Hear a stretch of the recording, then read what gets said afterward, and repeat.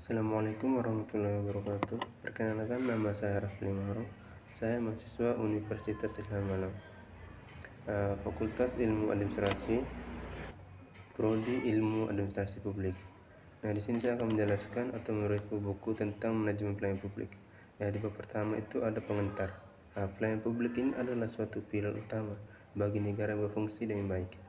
Kualitas pelayanan publik yang dilakukan oleh pemerintah seringkali itu menjadi tolak ukur untuk kemajuan masyarakat. Oleh karena itu, pemahaman yang mendalam tentang pelayanan publik yang efektif sangat penting bagi praktis dan pemangku kepentingan di dalam bidang administrasi publik. Selanjutnya di bab 2 itu ada ruang lingkup manajemen pelayanan publik. Definisi manajemen pada dekade 2000-an menandai periode penting di Indonesia dengan terjadinya perubahan mendasar dalam pengelolaan atau tata pemerintahan. Pada periode ini tujuan utama dimulainya gerakan reformasi tata pemerintahan adalah untuk menciptakan sistem pemerintah yang bersih, bebas dari korupsi, kolusi, dan nepotisme, serta lebih akuntabel dan transparan.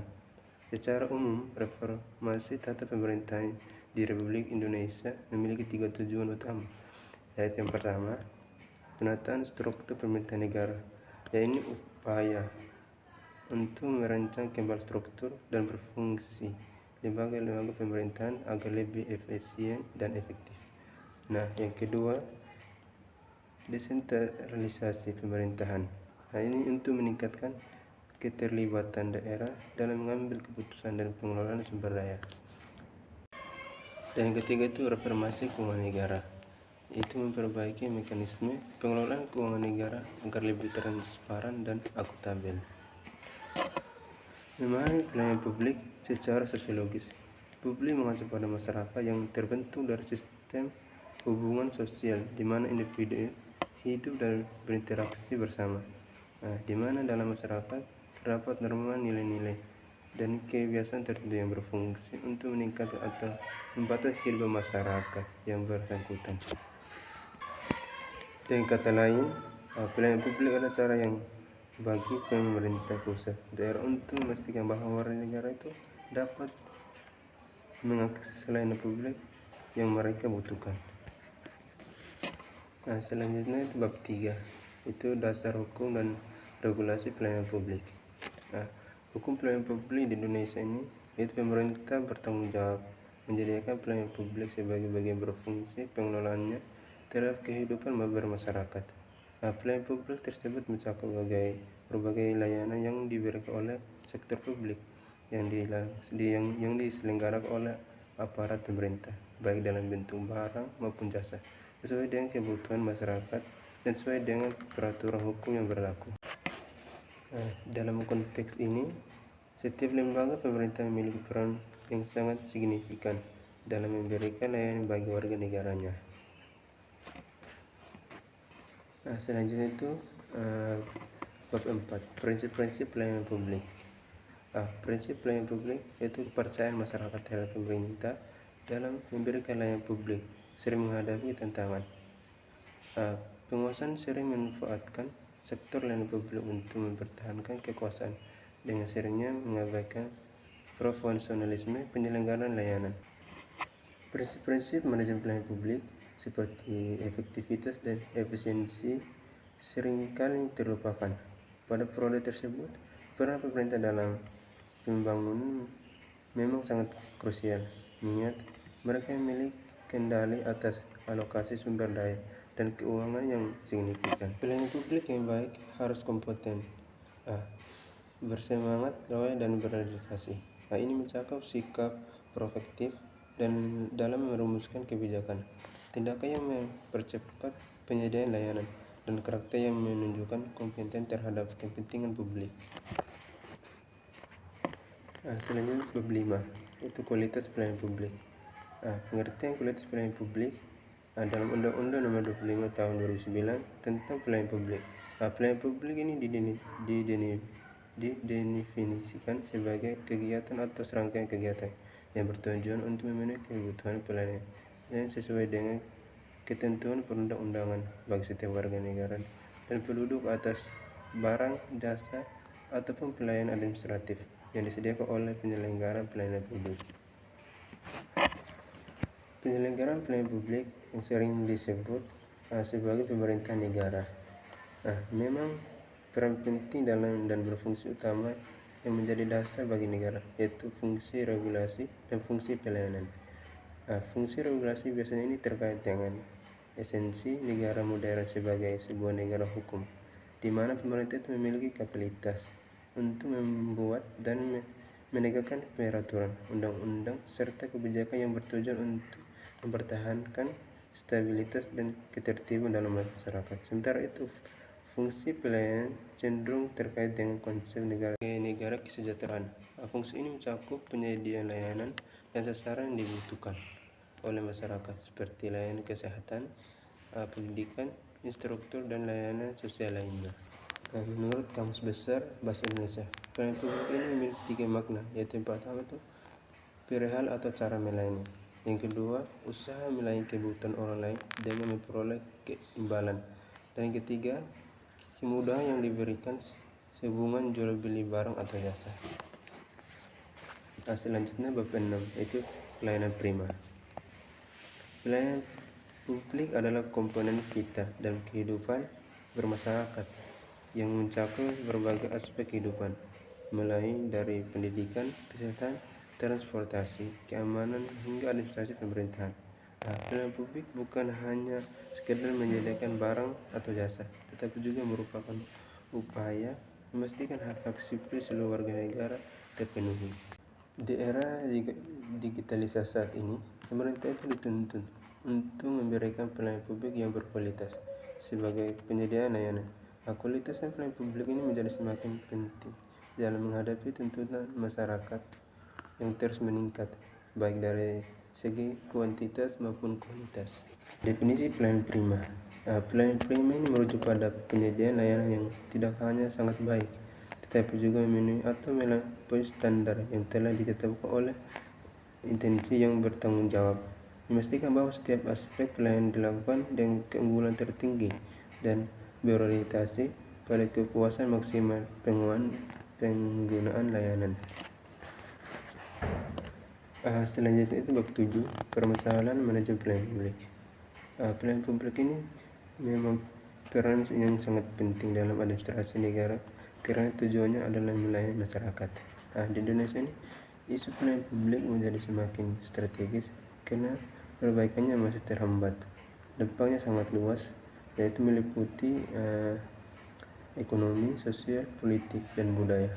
Perbaikan pelayanan publik diperlukan untuk memperbaiki iklim investasi yang sangat dibutuhkan untuk keluar dari krisis ekonomi.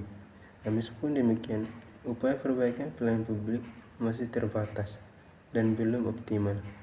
Studi-studi menunjukkan bahwa pelayanan publik tidak mengikuti laju reformasi di sektor lain, sehingga pertumbuhan investasi terhambat.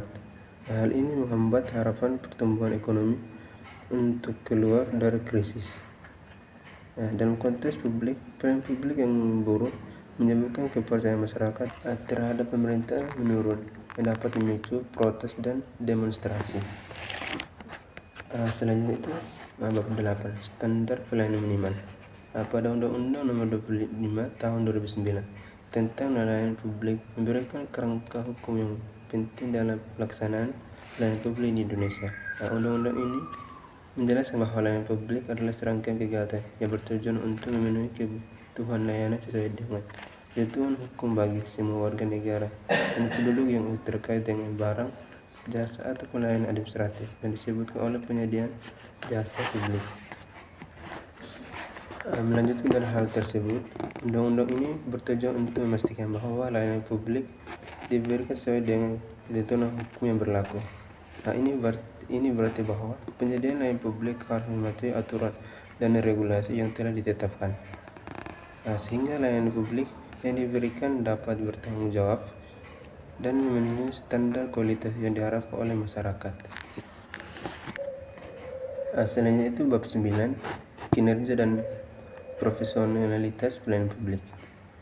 Pelayanan publik dasar adalah hak konstitusional bagi warga negara yang telah diatur oleh Undang-Undang Nomor 25 Tahun 2009 yaitu tentang pelayanan publik. Namun, meskipun demikian, masalah terkait dengan pelayanan publik di Indonesia masih mengalami kemacetan hingga saat ini, mulai dari isu sektor pendidikan dan kesehatan hingga masalah administrasi yang rumit. Semua ini seharusnya merupakan bagian dari hak warga negara untuk mendapatkan pemangkuan identitas mereka. Dalam konteks tata kelola yang baik, pelayanan publik harus memenuhi standar kualitas tertentu. Pelayanan publik yang efektif harus membantu mengurangi atau bahkan menghilangkan kesejahteraan antara pusat pemerintahan dan lembaga-lembaga pelaksanaan di lapangan. Kepuasan masyarakat dalam tujuan utama dalam anggota layanan yang unggul. Kepuasan ini dapat mencapai dengan memastikan bahwa layanan yang disediakan sesuai dengan standar yang mapan. Setiap karyawan di lembaga pemerintah menghilangkan tanggung jawab untuk melayani masyarakat dengan baik dan terus meningkat keterampilan di pelayanan. Selanjutnya itu bab 10, yaitu budaya etika dan kode etik dalam pelayanan publik. Pelayanan publik adalah fondasi utama yang mendukung kesejahteraan masyarakat, yang tidak hanya tergantung pada efisiensi administratif atau kemajuan teknologi semata. Salah satu aspek krusial yang juga harus diperhatikan adalah moralitas. Moralitas ini atau etika menjadi bagian penting dari setiap pelayanan publik yang efektif. Namun di Indonesia masalah mendasar yang sering dihadapi dalam pelayanan publik adalah kurangnya perhatian terhadap nilai-nilai moralitas ini. Etika seringkali dianggap kurang relevan atau bahkan diabaikan dalam konteks pelayanan publik. Padahal literatur tentang pelayanan publik menunjukkan bahwa etika ini memiliki pengaruh besar terhadap kepuasan publik dan keberhasilan organisasi dalam menjalankan fungsinya.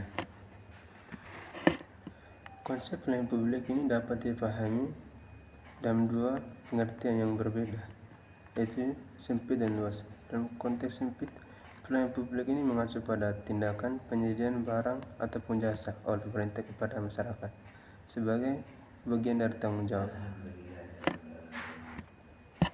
Ini bisa meliputi layanan kesehatan, pendidikan, infrastruktur, dan sosial lainnya yang dapat disediakan langsung oleh pemerintahan atau melalui kemitraan dengan sektor swasta dan dalam masyarakat.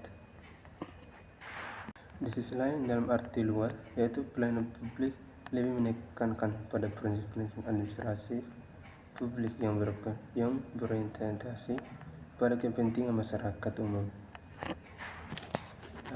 Ini mencakup proses administrasi seperti pembuatan kebijakan, desain organisasi, dan manajemen proses dengan tujuan memenuhi kebutuhan masyarakat secara holistik. Selanjutnya itu bab 11, yaitu transparansi, akuntabilitas, responsibilitas, partisipasi publik, dan integrasi pelayanan publik. Akuntabilitas publik adalah fondasi etika yang mendasari administrasi publik dalam pemerintahan. Konsep ini terkait erat dengan cara penyelenggaraan pemerintahan dilakukan oleh lembaga eksekutif, legislatif, dan yudikatif. Kesuksesan dalam penyelenggaraan pemerintah sangat tergantung pada kemampuan ketiga lembaga ini untuk menjalankan tugasnya sesuai dengan amanat yang dimiliki masing-masing. Ketiga jenis akuntabilitas ini saling terkait dan saling mendukung dalam membangun sistem pemerintah yang kuat dan dapat dipercaya. Akuntabilitas politik memberi legitimasi pada kekuasaan publik, sementara akuntabilitas finansial dan administratif memastikan bahwa kekuasaan ini digunakan dengan cara yang bertanggung jawab dan efektif untuk kepentingan masyarakat secara keseluruhan. Selanjutnya, transparansi. Transparansi ini menjadi semakin populer dalam evaluasi peradaban manusia saat ini, karena masyarakat menekankan pentingnya keterbukaan dan transparansi dalam penyelenggaraan pemerintahan. Pemerintah yang kurang memprioritaskan keterbukaan dan transparansi dianggap tidak sesuai dengan prinsip-prinsip sistem pemerintah yang baik dan ideal. Dalam konteks pelayanan publik, Transparansi menjadi salah satu ciri khas dari good governance. Selanjutnya bab 12 yaitu inovasi dalam pelayanan publik. Inovasi pelayanan publik merupakan kualitas yang mengubah wajah layanan yang disediakan oleh pemerintah. Ini bukan hanya tentang peningkatan atau kecepatan atau kualitas layanan, tetapi juga tentang transformasi secara pemerintah berinteraksi dengan warganya. Inovasi memungkinkan pemerintah untuk berpikir di luar kebiasaan, menciptakan solusi yang tidak hanya efektif tetapi juga inklusif dan berkelanjutan. Inovasi juga mencakup pengembangan kebijakan yang responsif terhadap perubahan sosial dan ekonomi. Sebagai contoh, dalam menghadapi pandemi, beberapa pemerintah daerah itu mengadopsi model kerja dari rumah untuk pegawai negeri yang tidak hanya menjaga kelangsungan layanan publik, tetapi juga mendukung keseimbangan kehidupan kerja yang lebih baik bagi pegawainya. Pentingnya inovasi dalam pelayanan publik juga terkait dengan desentralisasi, yaitu kebijakan untuk memberikan otonomi lebih besar kepada daerah atau masyarakat dalam mengelola sumber daya dan pelayanan lokal. Melalui inovasi, pemerintah daerah dapat mengembangkan model-model pelayanan yang lebih sesuai dengan kebutuhan dan karakteristik masyarakat setempat, sehingga meningkatkan kesejahteraan dan kemandirian daerahnya. Dalam konteks ini, konsep inovasi dalam pelayanan publik tidak hanya melihat dari sisi teknologi saja ataupun produk, tapi juga dari segi pengelolaan, perancangan kebijakan dalam interaksi antara pemerintah dengan masyarakat.